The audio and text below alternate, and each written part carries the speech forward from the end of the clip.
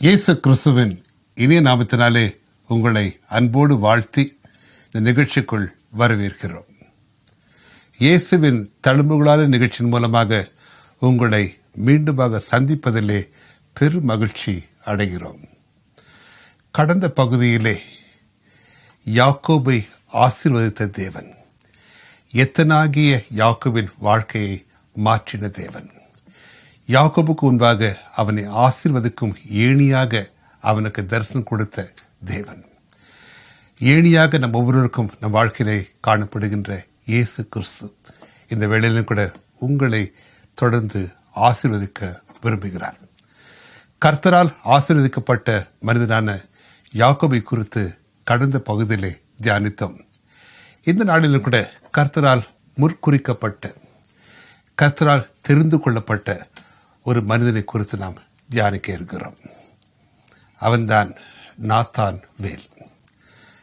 ஆண்டவராகிய இயேசு கிறிஸ்து உலகத்திலே மனிதனாக வாழ்ந்த நாட்களிலே தனக்காக, தன்னோடு கூட இருக்கும்படியாக தனக்காக சீஷர்களை அவர் தெரிந்து கொண்டார். 12 சீஷர்களை அப்போஸ்தலர்களாக அவர் தெரிந்து கொண்டார். அவர்களில் ஒருவன் தான் நாத்தான் வேல். நாத்தான் வேலை குறித்து வேதம் இவ்வாறாக கூறுகிறது. அவனை பிலிப்பு என்கிற சீஷன் இயேசுவை காணும்படி அவனுக்கு ஒரு அழைப்பு கொடுத்தான். அவன் ஒரு கேள்வியை கேட்டான். நாசரேத்திலிருந்து நன்மையான காரியம் வருமோ என்று கேட்டான். நீ வந்து பார், இயேசுவை வந்து பார், அவர்தான் மேசியா என்பதை வந்து பார் என்று அவனுக்கு ஒரு அழைப்பு கொடுக்கப்பட்டது. இயேசுவை நோக்கி வந்த நாத்தான் வேலை இயேசு கண்டவுடனே, இதோ கபடற்ற உத்தம இஸ்ரவேலன் என்று அவனை குறித்து ஒரு சாட்சி கூறினார். அது மட்டுமல்ல, நீ அத்தி மரத்தின் கீழே இருக்கும் பொழுதே உன்னை நான் கண்டேன் என்று நாத்தான் வேலை நோக்கி இயேசு கிறிஸ்து கூறினார். வியந்து போனான் நாத்தான் வேல். நான் கண்டிராதவர் ஆனால் என்னை கண்டிருக்கிறார். நான் அவரை இப்பொழுதுதான் காண்கிறேன், ஆனால் அவரோ என்னை முன்பே கண்டிருக்கிறார். அத்தி மரத்தின் கீழே நான் இருக்கும் பொழுதே என்னை கண்டவர் அதை கூறுகிறார் என்று அவன் வியந்து போனான். என்ன கூறினான்? ரபி, நீ தேவனுடைய குமாரன், இஸ்ரவேலின் ராஜா என்று அவரை ஏற்றுக்கொண்டான். அத்தி மரத்தின் கீழே அமர்ந்திருந்த நாத்தான் வேல். பொதுவாக ஒவ்வொரு யூதனுடைய வீட்டிலே 3 மரங்கள் காணப்படும். ஒன்று அத்தி மரம், அடுத்தது ஒலிவ மரம், அடுத்தது திராட்சை கொடி அல்லது திராட்சை மரம். வீட்டை சுற்றிலும் இருக்கும் வேலியிலே காணப்படும் அந்த திராட்சை கொடியானது ஒரு யூதனுடைய குடும்ப வாழ்க்கைக்கு அடையாளமாக இருக்கிறது. அந்த வீட்டு எல்லைகளே காணப்படும் ஒலிவ மரம் ஒரு யூதனுடைய ஆவிக்குரிய வாழ்க்கைக்கு அடையாளமாக இருக்கிறது.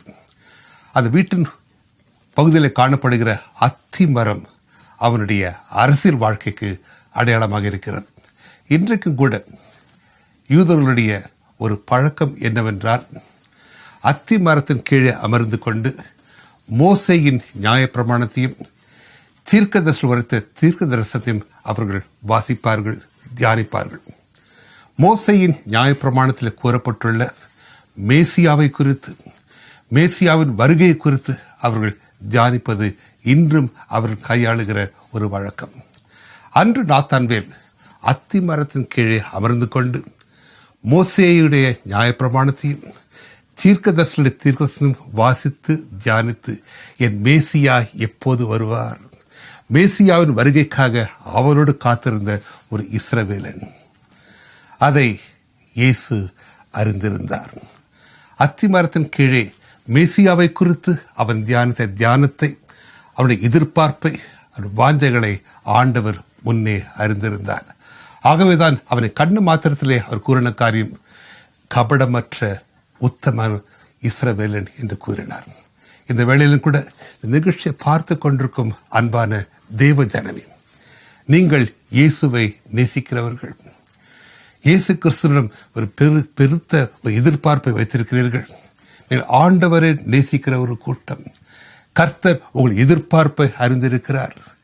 நீங்கள் என்ன வாஞ்சிக்கிறீர்கள், எதை எதிர்பார்த்திருக்கிறீர்கள் என்பதை கர்த்தர் அறிவார். உங்கள் விருப்பங்கள் வாஞ்சைகளை அறிந்திருக்கிற தேவன், நீங்கள் இயேசுவின் மீது வைத்திருக்கும் அன்பை அறிந்திருக்கிற தேவன், உங்கள் வைராக்கியத்தை அறிந்திருக்கிற தேவன். இந்த வேளையிலும் கூட உங்கள் வாஞ்சைகளை ஆண்டவர் பூர்த்தி செய்ய விரும்புகிறார். அன்று நடந்த காரியம் என்ன?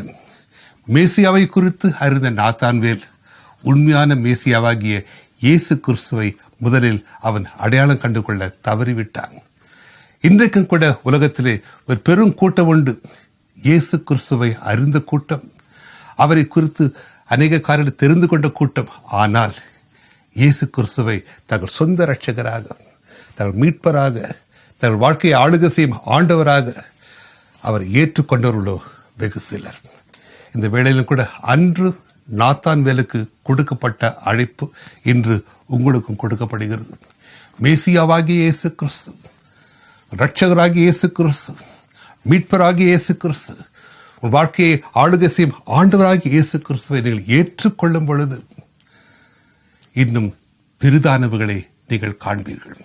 அதைத்தான் ஆண்டவராகிய இயேசு கிறிஸ்து நாத்தான்வேலுக்கு கூறினார், நீ விசுவாசிக்கிறாய், இதிலும் பெரிதானவுகளை நீ காண்பாய். இந்த வேளையிலும் கூட அதே வார்த்தை உங்களை நோக்கி கடந்து வருகிறது. நீ விசுவாசித்தால் தெய்வ மகிமையை காண்பாய். யோவான் 11:40 இயேசு கிறிஸ்து மார்த்தாவை நோக்கி கூறினார், நீ விசுவாசித்தால் தெய்வ மகிமையை காண்பாய். நாத்தான்வேலை நோக்கி ஆண்டவர் கூறினார், நீ விசுவாசிக்கிறாய், இன்னும் பெரிதானவர்களை காண்பாய்.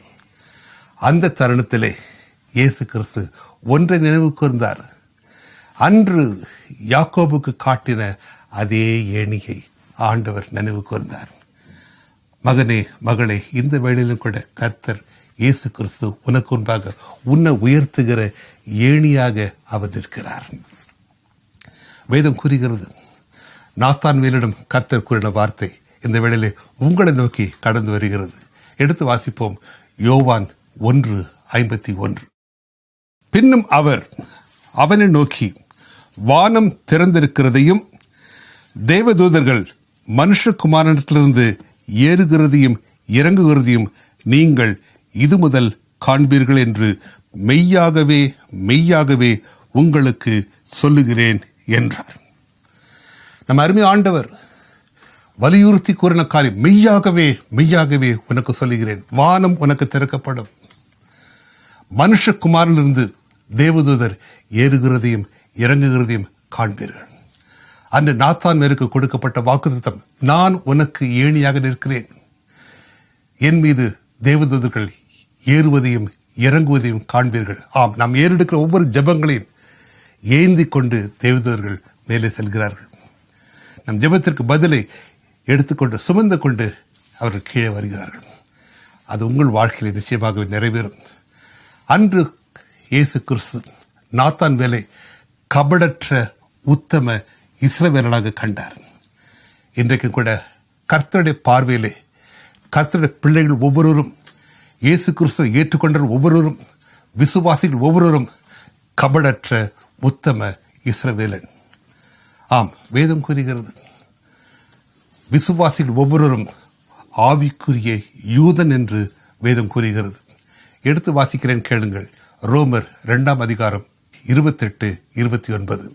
ஆதலால் புறம்பாக யூதனானவன் யூதன் அல்ல, புறம்பாக மாம்சத்தில் செய்யப்படும் விருத்த சேதனமும் விருத்த சேதனம் அல்ல, உள்ளத்திலே யூதனானவனே யூதன், எழுத்தின்படி உண்டாகாமல் ஆவியின்படி இருதயத்தில் உண்டாகும் விருத்த சேதனமே விருத்த சேதனம்.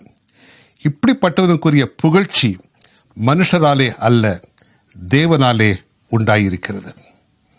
அன்பான தேவஜனமே, கர்த்தருடைய பார்வையிலே நீ கள்ளம் கபடற்ற உத்தம இஸ்ரவேலன். எப்படி நாம் கள்ளம் கபடற்ற உத்தம இஸ்ரவேலனாக மாற முடியும்? இயேசு கிறிஸ்துவை ஏற்றுக்கொள்ளும் பொழுது அவருடைய பரிசுத்தம் நம்மிலே கடந்து வருகிறது. அவருடைய நீதினாலே நாம் தரிப்பிக்கப்படுகிறோம். அவருடைய வல்லமை நம்மேல் தரிப்பிக்கப்படுகிறது. அது மட்டுமல்ல, அவருடைய அபிஷேகத்தால் நாம் நிரப்பப்படுகிறோம். வேதம் இவ்வாறாக கூறுகிறது. எடுத்து வாசிக்கிறேன், கேளுங்கள். கலாத்தியர் 3:26 நீங்கள் எல்லாரும் கிறிஸ்து இயேசுவை பற்றும் விசுவாசத்தினால் தேவனுடைய புத்திரராய் இருக்கிறீர்களே. ஏனெனில் உங்களில் கிறிஸ்துவுக்குள்ளாக ஞானஸ்நானம் பெற்றவர்கள் எத்தனை பேரோ அத்தனை பேரும் கிறிஸ்துவை தரித்து கொண்டீர்களே. யூதனென்றும் கிரேக்கனென்றும் இல்லை, அடிமையென்றும் சுயாதீனென்றும் இல்லை, ஆணென்றும் பெண்ணென்றும் இல்லை, நீங்கள் எல்லாரும் கிறிஸ்து இயேசுவுக்குள் ஒன்றாயிருக்கிறீர்கள். நீங்கள் கிறிஸ்துவின் உடையவர்களானால் ஆபிரகாமின் சந்ததியாராயும் வாக்குத்தத்தின்படியே சுதந்திரராயும் இருக்கிறீர்கள். அன்பான தெய்வ ஜனமே, எவ்வளவு அருமையான ஒரு வாக்குத்தத்தம் பாருங்கள். இயேசு கிறிஸ்துவனை ஏற்றுக்கொள்ளும் பொழுது நாம் தெய்வ புத்திரராகிறோம், கிறிஸ்துவை தரித்துக் கொள்கிறோம்.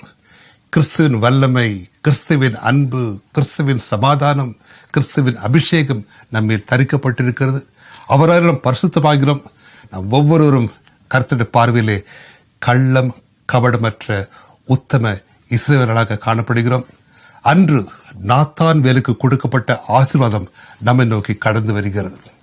விசுவாசிக்கிறாய், இன்னும் பெரிதானவர்களை காண்பாய்.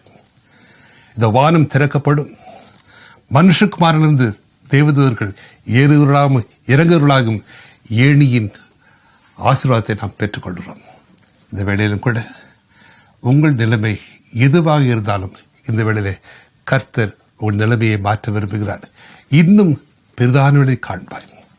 இதுவரை வந்த வாழ்க்கையை விட மேலான வாழ்க்கை, உயர்ந்த வாழ்க்கை, உன்னதமான ஆசீர்வாதங்கள் நிரப்பப்பட்ட வாழ்க்கையை அளிக்க ஆண்டவர் ஆவலோடு காத்திருக்கிறார். ஆண்டவர் அன்று நாத்தான் வேலை தனக்கென்று தெரிந்து கொண்டார். இன்று ஆண்டவர் உங்களை தனக்கென்று தெரிந்து கொண்டிருக்கிறார். உங்களுக்கு ஒரு அழைப்பு கொடுக்கிறார். நீ வந்து பார், நீ வந்து பார். விசுவாசித்தால் நிச்சயமாகவே நீ பெரிய காரியங்களை காண்பாய். ஒரு முக்கியமான கட்டத்திற்கு வந்திருக்கிறோம். இந்த வேளையிலும் கூட நாம் நம்முடைய வாழ்க்கையை, நம்முடைய நிலைமைகளை இருக்கிற வண்ணமாகவே கர்த்தர் பரிசுத்த கரத்திலே அர்ப்பணிப்போம். அன்று நாத்தான்வேல் இயேசுவை தேவனுடைய குமாரனாக, இஸ்ரவேலின் ராஜாவாக கண்டான். அவர் விசுவாசித்தான். நீ பெரிதானவர்களை காண்பாய் என்று அந்த வாக்கு தத்தத்தை கர்த்தரிடந்து பெற்றுக்கொண்டான். இந்த வேளையிலும் கூட நாம் இயேசுவை ராஜாதி ராஜாவாக, தேவாதி தேவனாக, நம்முடைய இரட்சகராக, வாழ்க்கையை ஆளுகை செய்யும் ஆண்டவராக ஏற்றுக்கொள்வோம். இன்னும் பெரிதானவர்களை நிச்சயமாகவே காண்பாய். இயேசுவை நோக்கி நாம் பார்ப்போம். எங்களை நேசிக்கிற ஜீவனுள்ள பரமதாப்பனே, இந்த மகிமையான வேலைக்காக நன்றி செலுத்துகிறோம். அன்று நாத்தான்வேல் உம்முடைய அழைப்பை ஏற்றுக்கொண்டான்.